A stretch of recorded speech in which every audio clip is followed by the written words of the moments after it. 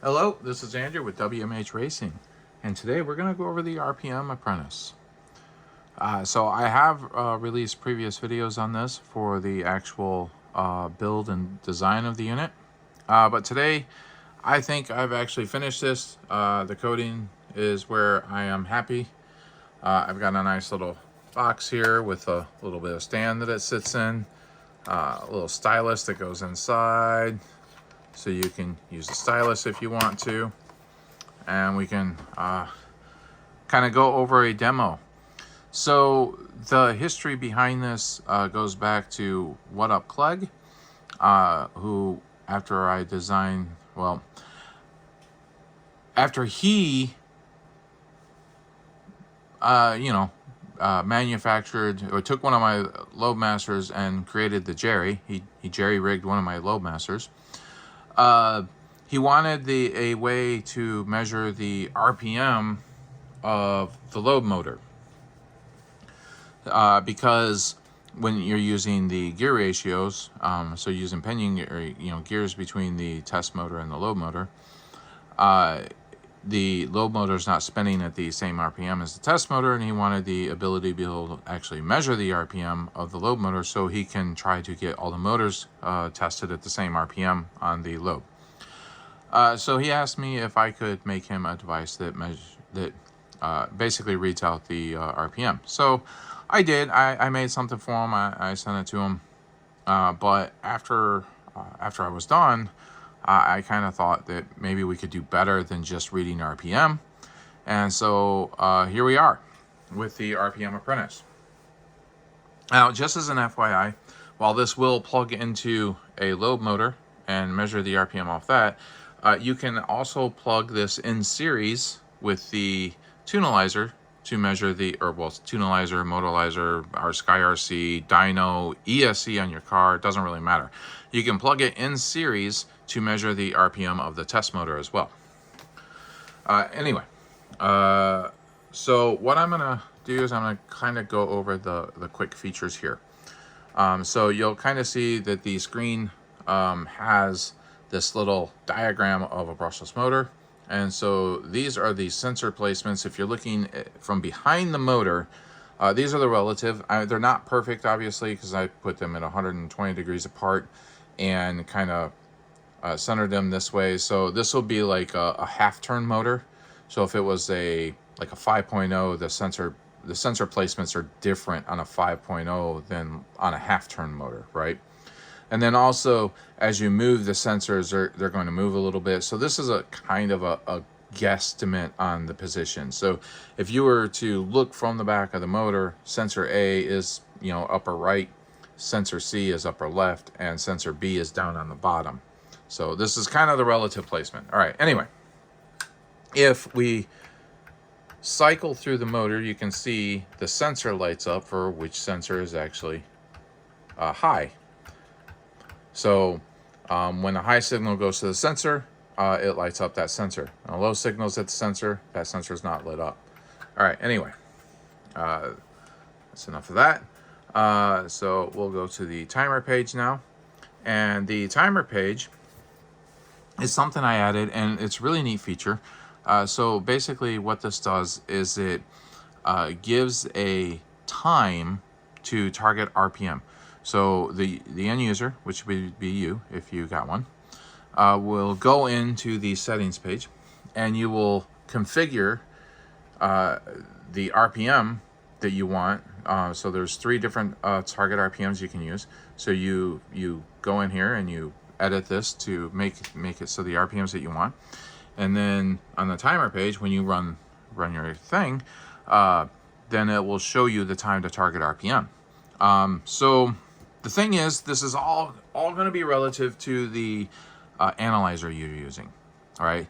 So I would choose to run the auto test on the tunalizer or the motorizer, but the tunalizer hits up speed faster than the motorizer.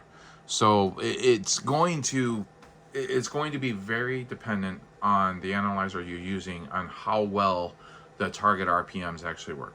Personally, I think the tunalizer has the best programming to utilize this feature. So with that, I'm just going to leave it there, and that's kind of, you know, it's an extra feature on top of being able to read the RPM. Then we also have a graph page. Now the graph page is dynamic, and it goes from 0 to 12 seconds and 0 to 240,000 RPMs. It's going to depend on where you are in that frame to show you what the screen will actually look like. So it's not going to show 240,000 RPMs right off the bat, right? It's like I said, dynamic. It starts off at 0 to 7,500 RPMs and 0 to 4 seconds, and it will scale from there.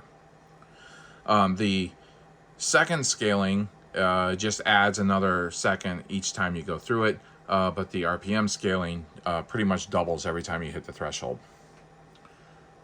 All right, so the settings are, this is where you can set the RPM ranges, and then also where you can set the Wi-Fi settings. So this does have Wi-Fi. The unit itself serves as an access point, and it broadcasts an SSID, a password, and a web page.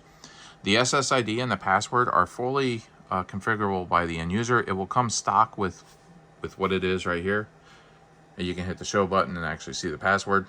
So that will be the stock Wi-Fi settings, and you can clear them out and change them to whatever SSID and password you want. The web page, however, is not configurable. That is the web page. That's what it is. So I just have a bookmark on my computer. Do note this is HTTP and not HTTPS. All right, there's no reason to have a secure web page with this, and it's very complicated to set up a secure web page, especially with this device. It doesn't even support it, so we'll just skip that for now. But yeah, so you can go in here and you can go through these different fields, and it will actually help change the SSID and password. It's a little clunky, but no worse than your transmitters that you guys seem to like, right? All right, anyway, I'm going to go back to the timer page, graph page. Okay, so along with the target RPMs, the timer page also measures the max RPM. All right, so I'm going to point the camera up here and show the web page that's on my computer. So all I did was connect to the SSID. And then on the computer, what you'll be able to see is you'll be able to see the web page. The main page has the RPM and max RPM.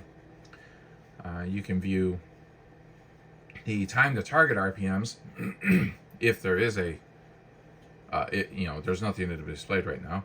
And then you can view the raw data. And so the raw data has to be sent to the web page, and I'll show you that.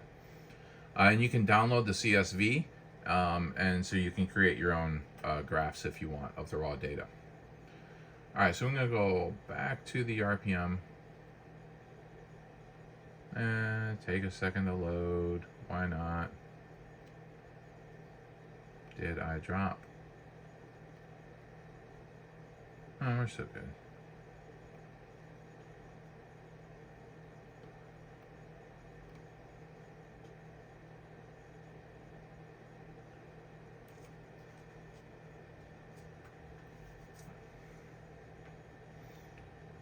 I will admit the web page is not the fastest loading thing in the world.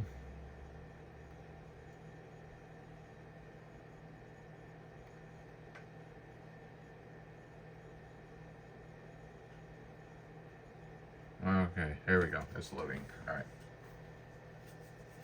Sort of. Anyway, I'm going to go ahead and do a run with the Jerry, so you can kind of see what's going on here. So do auto motor test.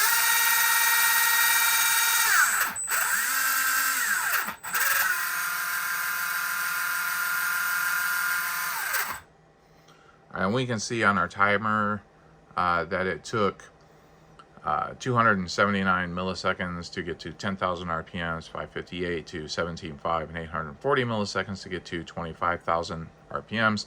And the max RPM was 27,440. And the web page did update with that. And we can see the target values. Maybe. Oh, the web page is making me look all sorts of bad today.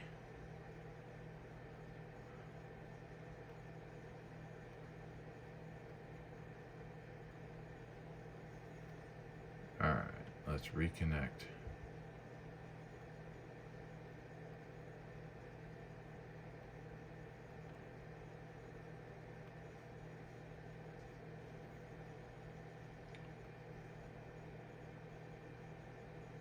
All right, got the time to target RPM values. Awesome. So it shows those. And if we view the raw data, we'll see that there's nothing up there yet. So on the RPM Apprentice, we can hit the send data button, and that will send data up here. And we should be able to refresh this, and then we see the data. So this is the raw data. The raw data has the milliseconds. So the RPM Apprentice outputs data every 50 milliseconds. So it's a 20 hertz refresh rate. You'll get 20 readings per second. You'll get the time, you get the RPM, and then the next two numbers are mainly for graphing people.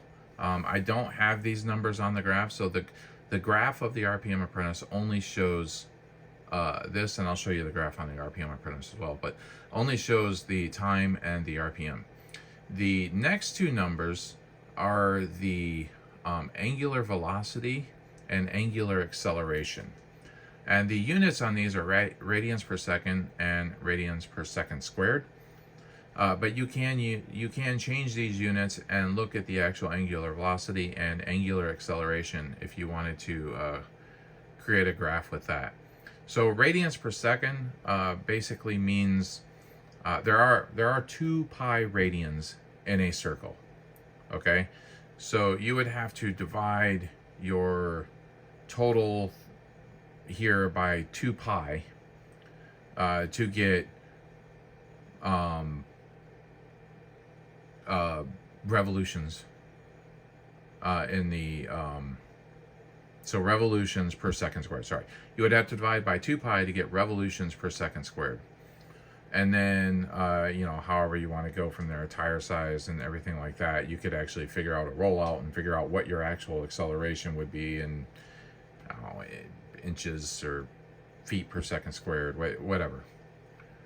Meters per second squared if you want to use the metric system, which I actually like, but all right. Anyway, point being, you have this information here that you can then download to a CSV, and I use Excel, but you could use Google Sheets as well. You can download, and one day it opens up. And then you can make graphs with this information, right? So if we take this right here and go down to like right there and insert into let's see, we don't want this, we want scatter. I don't want a 2D line. I want, there we go. I'm going to scatter plot, and so we see that graph right there, right? So that's a quick graph of the data, and then we back out and we actually look at the graph on the RPM Apprentice. We see, oh wow, look at that. Those look pretty close. All right. Anyway, you can make the graphs obviously a little bit more interesting.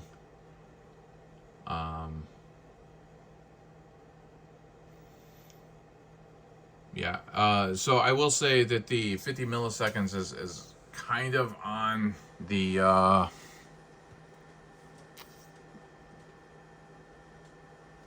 kind of on the max I can do on these, and then beyond you're gonna notice that your acceleration really only measures for the first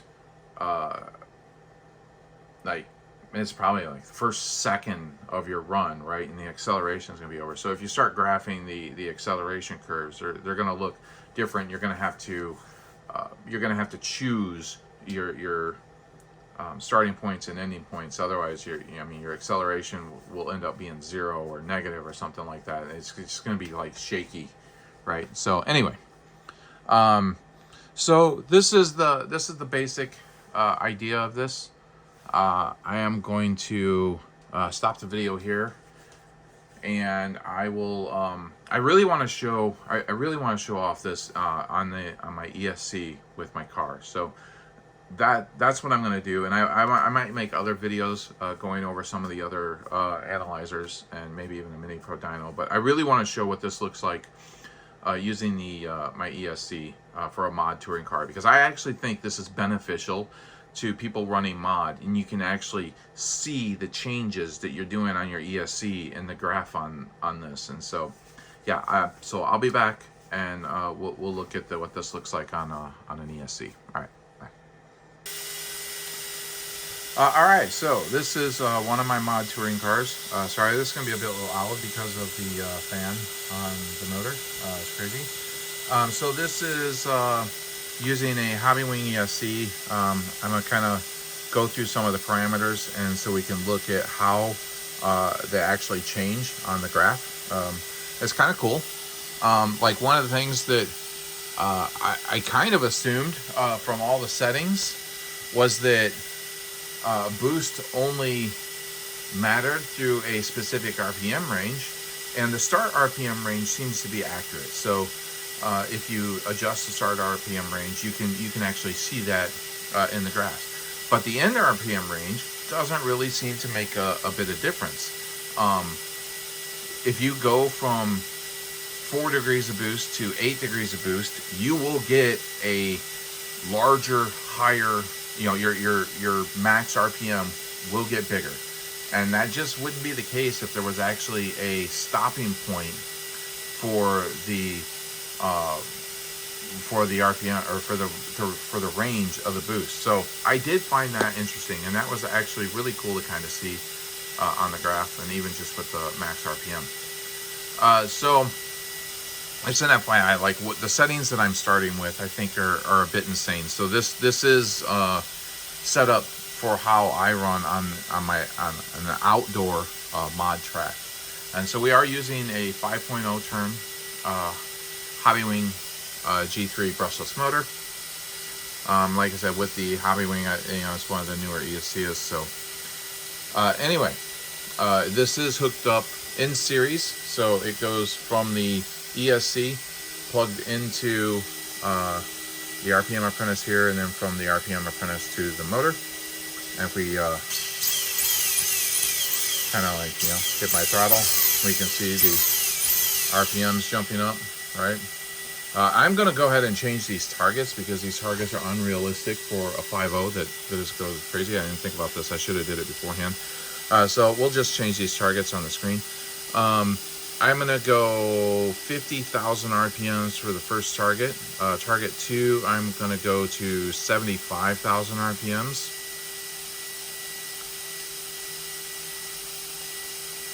And target 3, I'm going to go to 125,000 RPM. Sounds good. All right. So third target will be 125,000 RPM. So I'm going to go ahead and reset these, and so we can just like see this when I just yanked on it. All right.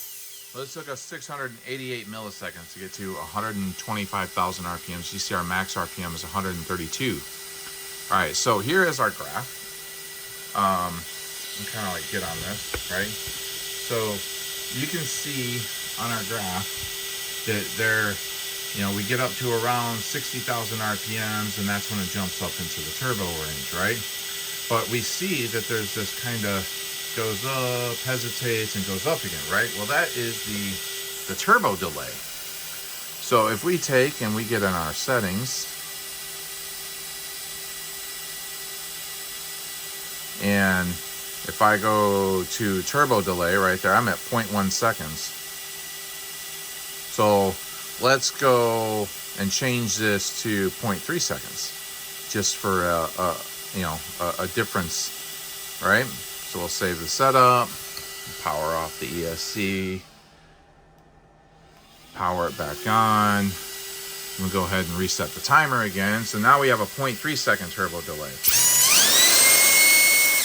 And you notice it took us much longer to get to 125,000 RPM, and there's a much bigger area in that graph that we see that delay for. If we change it to 0, then it'll be linear. But kind of what I wanted to show you with the boost setting, which like I said, I was very surprised. So then this not quite working the way I would think it should work. So if we go down to boost, so start RPM 7,500 RPM. I'm going the wrong way. My end RPM I got at 40,000 RPM, right? So let's I'm going the wrong way. Let's move this way down to 30,000 RPM and see if that makes any difference at all. I'm gonna hit save, set up save.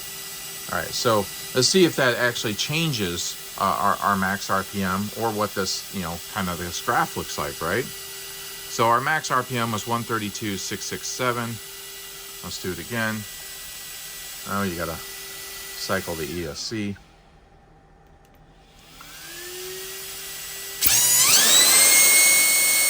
Yeah, we're still right at that RPM, same time to get up to it, and the graph, it looks the same.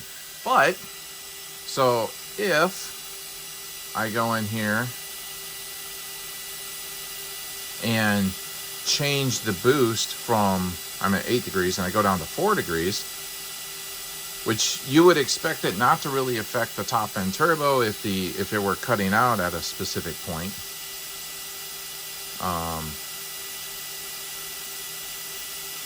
I gotta find it. All right, so we change from 8 degrees and we go to 4 degrees. All right, and let's see, save. All right, set up, save. All right, restart it. So we're gonna notice that we're not gonna hit that 132,000 RPMs this time. There we go. We max out at 124,000 RPMs, and the graph, pretty much looks the same. But the point is, you can change some of these settings, and then you can look at the graph. You change some of these settings, and you can look at the graph. You want the car to act more linear. There's things you can do. You can change the turbo delay. You can change the how much boost it gives per unit time. Because I think those are in there. What is it like?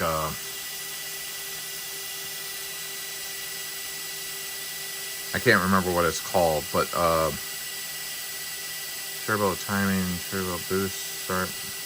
There's something in the turbo. The increase rate, 30 degrees per 0.1 seconds, right? So you can change that and look at the graph. You can change the softening value and look at the graph. There's all a bunch of different things that you can change. And then the great thing is, you could then compare this to one of your buddies that, his throttle profile might seem a little bit better. Now, you do have to take into consideration that your transmitter settings are also going to show up in this. So it's not just your ESC settings, but your transmitter settings are going to show up in this. So if you have, some weird settings on your transmitter, it can cause goofiness too. But point being, this is a better way of kind of matching, because we did find that even from one G3 ESC to one G3 ESC, that the turbo delay is slightly different. According to us, our turbo delays were the exact same, but one of my buddies' ESC was acting a lot more linear than mine with the big delay. So anyway, there it is with the mod ESC, which, like I said, I think that this ability was kind of like, I don't know, it wasn't even designed for this. This was like a very nice thing to have, and we used it at the track the last time we went. So it was really kind of cool. So anyway, beyond that, the device is powered by USB-C. Okay, so it will come with a USB-C to a USB A. So it'll come with a USB-A to a USB-C cable. It can only accept 5 volts on that input. Any more than 5 volts, and it'll cause issues on the to some of the pins that are reading the RPMs.